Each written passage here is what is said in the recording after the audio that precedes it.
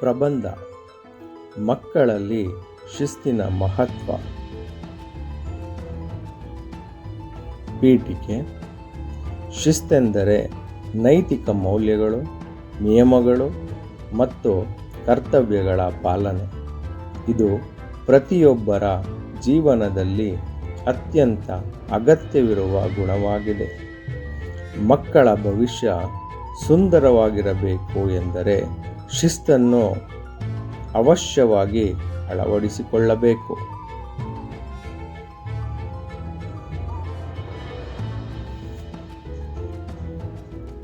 ವಿವರಣೆ. ಮಕ್ಕಳಿಗೆ ಶಿಸ್ತನ್ನು ಮೊದಲು ಕಲಿಸುವ ಜವಾಬ್ದಾರಿ ಪೋಷಕರದೇ ಆಗಿರುತ್ತದೆ.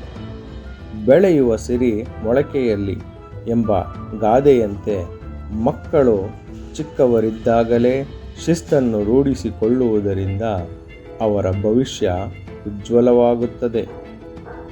ಮಕ್ಕಳು ಶಿಸ್ತನ್ನು ಬೆಳೆಸಿಕೊಳ್ಳುವುದರಿಂದ ಅವರ ಜೀವನ ಸರಿಯಾದ ಮಾರ್ಗವನ್ನು ಹುಡುಕಿಕೊಂಡು ಹೋಗಲು ಸಹಾಯ ಮಾಡುತ್ತದೆ.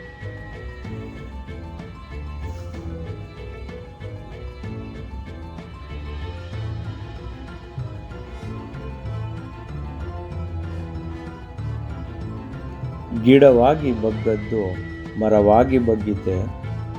ನಾವು ಮಕ್ಕಳಿರುವಾಗಲೇ ಶಿಸ್ತಿನ ಗುಣಗಳನ್ನು ಬೆಳೆಸಿದರೆ ಅವರು ದೊಡ್ಡವರಾದ ನಂತರವೂ ಶಿಸ್ತಿನ ಪಾಲನೆ ಮಾಡುತ್ತಾರೆ.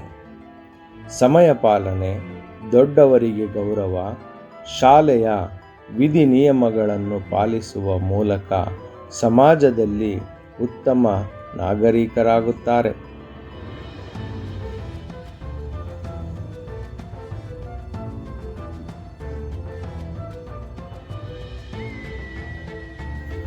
ಇಂದಿನ ಮಕ್ಕಳೇ ಭವಿಷ್ಯದ ಪ್ರಜೆಗಳು.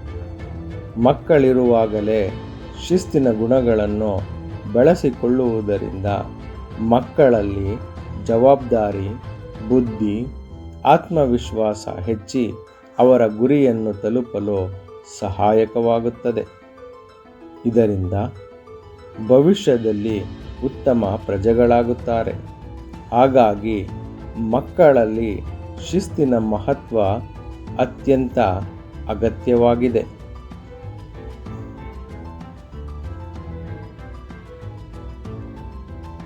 ಉಪಸಂಹಾರ.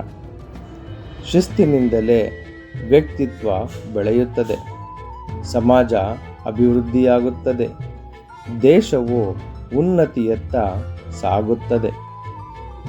ಇದರಿಂದ ಮಕ್ಕಳು ಶಿಸ್ತಿನ ಕ್ರಮಗಳನ್ನು ಬೆಳೆಸಿಕೊಳ್ಳುವುದು ಅವಶ್ಯವಾಗಿದೆ.